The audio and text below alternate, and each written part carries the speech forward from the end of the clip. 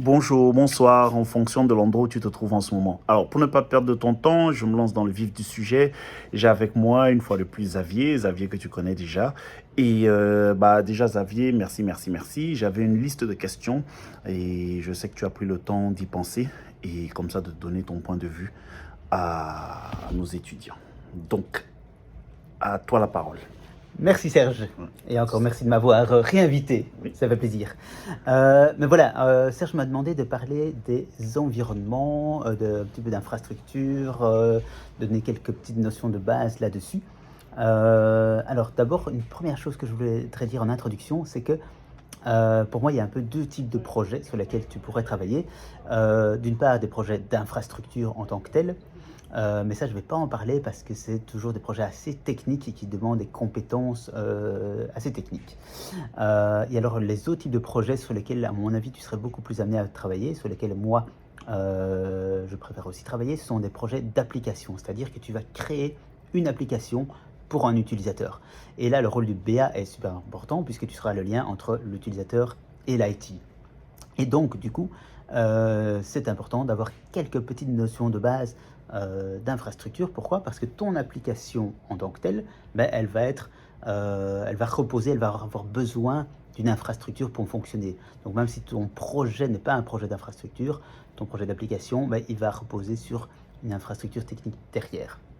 Alors c'est quoi l'infrastructure? Ben, c'est par exemple où se trouve l'application et où se trouvent les données. Alors si tu es un peu plus ancien, j'ai envie de dire comme moi, un peu plus âgé, mais tu as l'habitude peut-être de voir des serveurs physiques dans les salles, il y a comme ça des serveurs, vraiment des sortes de gros ordinateurs sur lesquels on va installer les applications, les données, etc. Ça, c'est vraiment la méthode classique ou plutôt, j'ai envie de dire, ancienne. Aujourd'hui, de plus en plus, on part sur des applications cloud. Donc, sur les applications cloud, les serveurs cloud, ça veut dire que tu n'as plus de serveur physique dans une pièce, mais ton serveur se trouve quelque part d'autre, dans le nuage, on ne sait jamais très bien où. Et de plus en plus, pour l'infrastructure, on va là-dessus. Voilà, d'autres questions liées à l'infrastructure, c'est tout ce qui est voilà, ton firewall, antivirus, etc. Mais donc, comme je disais, je ne vais pas entrer là-dedans parce qu'on part sur des techniques. Alors, je me permets juste de Ah, t'interrompre vite fait, juste pour savoir si tu pourrais donc confirmer qu'un environnement, en fait, et peut-être même ceci d'un point de vue figuré, comme ça, une figure de style dans le langage, c'est un endroit où l'application, sur lequel l'application se repose, et dans cet endroit, on a plusieurs domaines, plusieurs points d'expertise. Par exemple, tu parlais des serveurs, ça peut être le SQL, ça peut être pour garder les dates, les données, ainsi de suite. En fait, ce serait comme un peu la base d'une maison sur laquelle on repose en fait la construction. Et dans cette base-là, on a plusieurs spécificités. Par exemple, des tuyaux pour faire venir du gaz, des câbles pour faire venir de l'électricité, de l'eau chaude, ainsi de suite. Est-ce que ce serait à ça que ressemblera un environnement, ben, ouais, une figure du style? j'aime beaucoup ta comparaison avec la maison. Mhm. Et c'est vrai que dans une maison, ben, il y a toutes les fondations de la maison.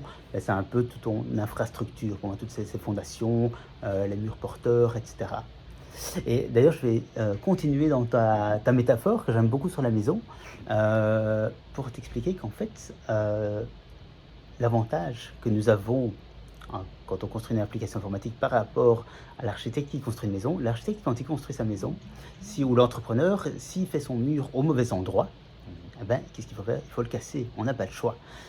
En IT, on a beaucoup plus de chance parce que si l'application ne correspond pas, ne fait pas ce qu'on attend d'elle, eh bien, c'est pas grave, il n'y a rien de cassé, on peut la modifier et la transformer et puis revérifier. Et là-dessus, on en arrive aux environnements.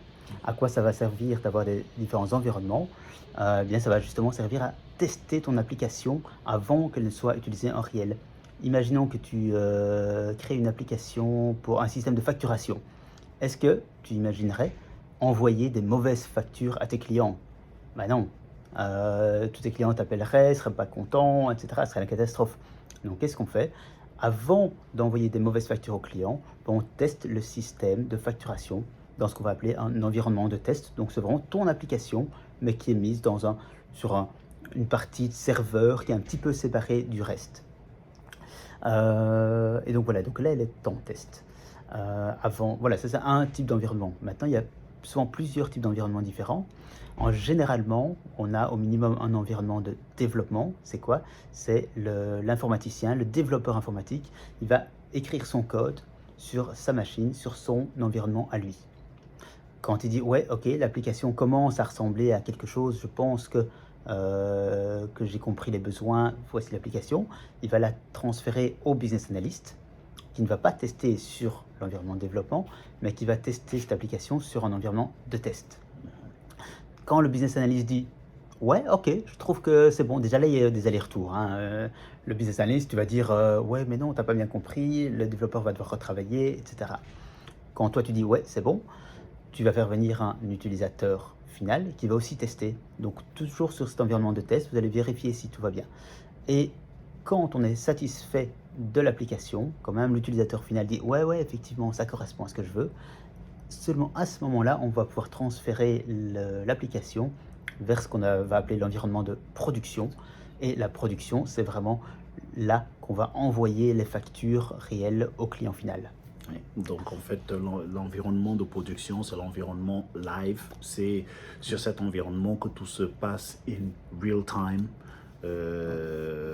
Et effectivement, dans tout ce qui est environnement de test, c'est là où toi, en tant que BA, business analyst ou chef de produit informatique ou maître d'ouvrage, quelle que soit la manière dont tu as envie d'appeler ça, tu passes ton temps à tester ton application pour savoir si les besoins initiaux de tes clients, de tes utilisateurs ou même du business que tu représentes face aux équipes techniques sont mises en place. Voilà, c'est ça, exactement. Alors, ça.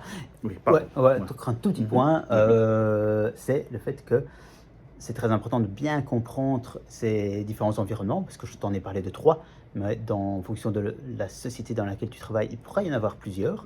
C'est très important parce que si toi, tu dis au développeur, il y a ceci qui ne va pas, le développeur, il dit, ok, c'est corrigé, ben en fait, tu vois, tu dois aussi t'assurer qu'il est transféré, transposé, en termes techniques, on parle même de transport, transporter les nouveaux petits développements, petits ajustements qu'il a fait de son environnement de développement vers ton environnement dans lequel tu testes. Parce que sinon, lui a peut-être corrigé, mais si le changement n'est pas répercuté chez toi, tu ne le verras jamais. Et alors, ça c'est quand tu es en test, et alors après, quand tu es en production, ces différents environnements sont super importants parce que on va mettre en place tout un processus complexe de validation des changements.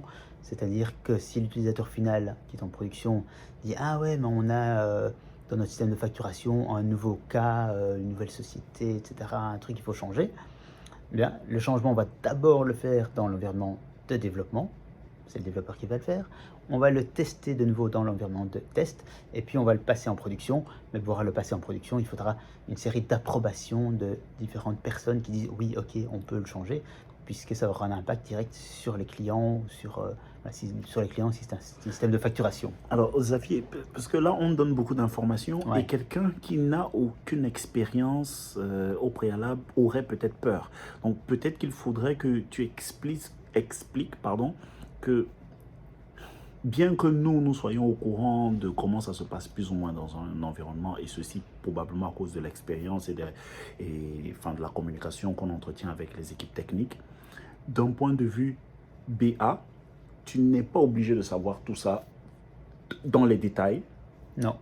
Dans le cadre de ton emploi en tant que BA. Tu ne dois pas comprendre tout ça dans les détails, en effet. Tu dois juste comprendre qu'il y a peut-être trois environnements différents et bien comprendre dans quel environnement toi tu vas faire tes tests. Voilà. Après ça, tu es tranquille. Voilà, parce que l'essentiel c'est de te faire comprendre d'un point de vue high level, une vue aérienne, de plus ou moins comment se compose un environnement technique où tous les besoins que tu vas présenter aux équipes techniques vont être mis en place. Donc, tu as un environnement de développement, tes besoins seront interprétés par des codes que des programmeurs vont mettre en place. Ça, c'est donc l'environnement de développement. Par la suite, il faudra que toi, tu testes en fait leur travail et que tu essaies de savoir à quel point c'est aligné avec tes besoins de base. Donc ça, c'est ton environnement de test où toi, tu vas faire un test et donc tu as comme ça une interface où tu testes, tu as tous les boutons qu'il te faut, donc les fonctionnalités nécessaires.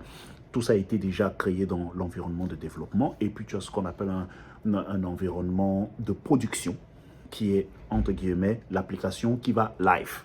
Donc ça, c'est vraiment ça le point.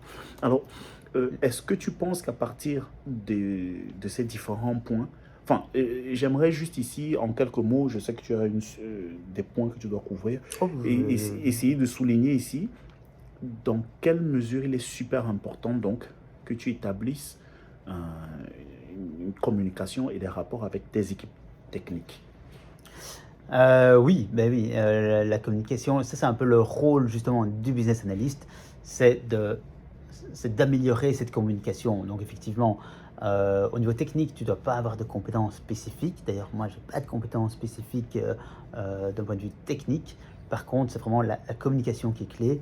Et tu dois bien expliquer aux gens du technique quel est le but de l'application, quels sont les besoins, qu'est-ce qui est important pour l'utilisateur final, qu'est-ce qui est moins important.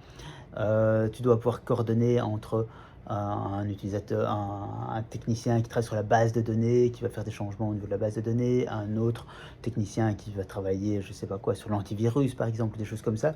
Toi, tu dois juste coordonner ces gens entre eux, organiser des réunions, etc. avec eux, mais tu n'es pas un expert. C'est vraiment de la communication, c'est mettre les gens autour de la table et s'assurer qu'ils parlent entre eux. Et parfois, ils commencent à parler entre eux. Et dans mon cas, parfois, je comprends plus ce qu'ils se disent, mais c'est pas grave. Ce qui est important, c'est de les mettre ensemble. Parce que les informaticiens, ils ont un peu tendance à rester un peu trop parfois devant leur ordinateur, à écrire des lignes de code, etc. Et voilà, et être un petit peu moins dans cet aspect communication.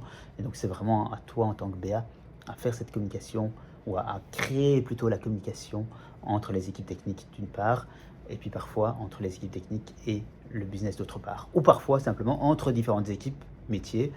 Les différents métiers dans une grosse entreprise parfois ne se parlent pas, ou très peu, et donc c'est à toi à venir les chercher, les mettre autour d'une table, et s'assurer que la comptabilité travaille avec le département commercial, si on parle d'un système de facturation par exemple. Ouais, super. Voilà. Super. Tu avais d'autres points que tu Non, voulais trouver? non, je pense qu'au niveau environnement, on a fait le tour, oui, puisque on a de fait le nouveau, tour. il faut, comme tu disais, il ne faut pas aller trop dans le Dans technique, le ça ne détail. sert à rien. Oui, voilà. Il faut juste savoir qu'on a ces 3 environnements. Et c'est vrai que moi, quand je suis arrivé dans le métier, on ne m'a pas vraiment expliqué ça. Et donc, du coup, on parlait d'environnement. Je disais, mais c'est quoi, qu'est-ce que tu veux dire, environnement? Alors qu'en fait, c'est tout bête. C'est simplement ton application réelle. Elle n'est pas sur le système qui est en communication avec les clients, les fournisseurs, etc. Elle est sur un petit, comme sur une petite île en fait. Il faut imaginer que tu mets ton application sur une petite île déserte comme ça il n'y a pas de conflit avec les clients et les fournisseurs. En gros, c'est ça quoi. Juste pour conclure, parce qu'on est déjà à 13 minutes, juste pour conclure, pour celui qui regarde cette partie du module et se dit ça m'a l'air un peu compliqué, qu'est-ce que tu as envie de lui dire pour le convaincre et le relaxer, surtout que c'est très possible en fait. Ce n'est pas aussi compliqué que ça en a l'air. Eh bien écoute, très simple, moi je n'ai aucune formation informatique technique et je suis entré dans le métier comme ça. Je venais de la finance et maintenant je fais des projets informatiques en permanence. Donc voilà, donc ça ne demande vraiment aucune compétence technique. Il faut aimer communiquer avec les gens, aimer être en relation avec eux, aimer organiser des réunions, voilà, arriver de façon cool chez les gens, de façon détendue, mettre les gens à l'aise, un petit brin d'humour de temps en temps, ça aide aussi. Voilà, c'est vraiment ça quoi. Et l'aspect technique, il est vraiment très très faible et on l'apprend via ces vidéos aussi. Et puis après sur le terrain, on apprend un petit peu tous les jours. Mais voilà. Merci beaucoup Xavier, merci. Je t'ai expliqué, j'essaye d'avoir différents intervenants, sinon je suis la même voix, la seule voix sur la plateforme. Je ne pense pas que c'est la bonne manière d'approcher les choses. Avec différents tu fais ça très bien, Serge. Oui, non, mais avec différents points de vue, c'est plus percutant et les gens te font plus confiance. Ils se rendent compte que tu racontes pas des histoires non plus. Donc encore merci, et tu vas probablement intervenir sur d'autres vidéos. Super, un grand merci Serge. Ah, de rien, de rien. À Allez, plus au tard. revoir, à plus Bye. tard.